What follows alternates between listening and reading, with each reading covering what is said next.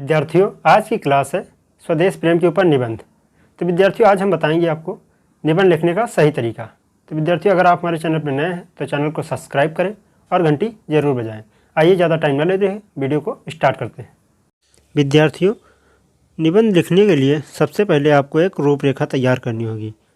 रूपरेखा जैसे कि नंबर 1 प्रस्तावना, नंबर 2 देश प्रेम की स्वाभाविकता, नंबर 3 देश प्रेम का अर्थ, नंबर 4 देश प्रेम का क्षेत्र, नंबर 5 देश प्रेम के प्रति कर्तव्य, नंबर 6 भारतीयों का देश प्रेम, नंबर 7 उपसंहार।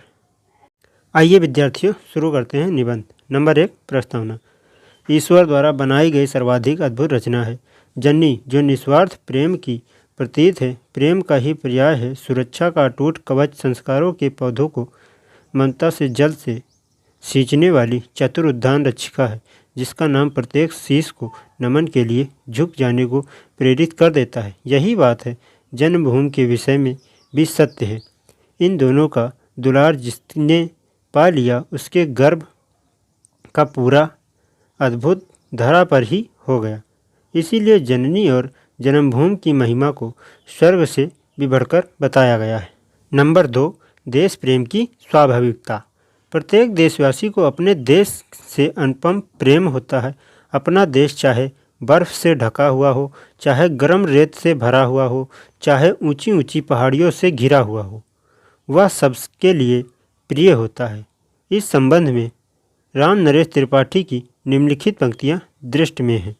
विश्वत रेखा का वासी जो जीता है नित्य हाँफ हाँफ कर, रखता है अनुराग अलौकिक वह भी अपनी मातृभूमि पर। प्रातः काल के समय पक्षी भोजन पानी के लिए कलरव करते हुए दूर स्थानों पर चले जाते हैं, परंतु शाम के समय वह अपने अपने घोंसलों में वापस लौटने लगते हैं। जब पशु पक्षियों को अपने घर से मातृभूमि से इतना प्यार हो सकता है, तो भला मानव को अपनी जन्मभूमि से, अपने देश से क्यों नहीं होगा। नंबर 3 देश प्रेम का अर्थ। देश प्रेम का तात्पर्य है देश में रहने वाले जड़ चेतन सभी से प्रेम, देश की सभी झोपड़ियों, महलों तथा संस्थाओं से प्रेम, देश के रहन सहन, रीति रिवाज, वेशभूषा से प्रेम, देश के धर्मों, माताओं, भूमि, पर्वत, नदी, वन, लता सभी से प्रेम और अपनापन रखना, उन सब के प्रति गर्व की अनुभूति करना सच्चे देश प्रेमी के लिए देश का कड़कन पावन और पूज्य होता है। जैसे कि सच्चा प्रेम वही है जिसकी तृप्त आलंबन पर हो निर्भर, त्याग बिना निष्प्राण प्रेम है, करो प्रेम पर प्राण निछावर। सच्चा देश प्रेमी वही होता है जो देश के लिए निस्वार्थ भावना से बड़ा त्याग कर सकता है, स्वदेशी वस्तुओं का स्वयं उपयोग करता हो और दूसरों को उनके उपयोग के लिए प्रेरित करता है। नंबर 4 देश प्रेम का क्षेत्र। देश प्रेम का क्षेत्र अत्यंत व्यापक है। जीवन के किसी भी क्षेत्र में काम करने वाला व्यक्ति देशभक्ति की भावना को प्रदर्शित कर सकता है।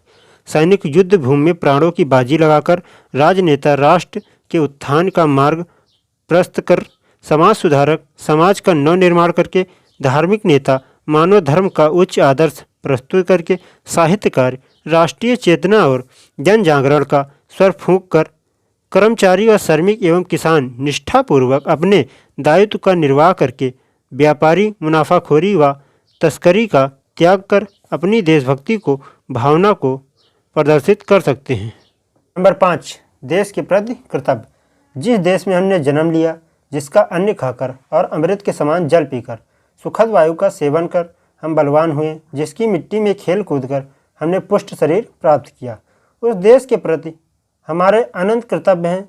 हमें अपने प्रिय देश के लिए कर्तव्य पालन और त्याग की भावना से श्रद्धा, सेवा एवं प्रेम रखना चाहिए। हमें अपने देश की 1 इंच भूमि के लिए तथा उसके सम्मान और गौरव के लिए प्राणों की बाजी लगा देनी चाहिए। नंबर 6 भारतीयों का देश प्रेम।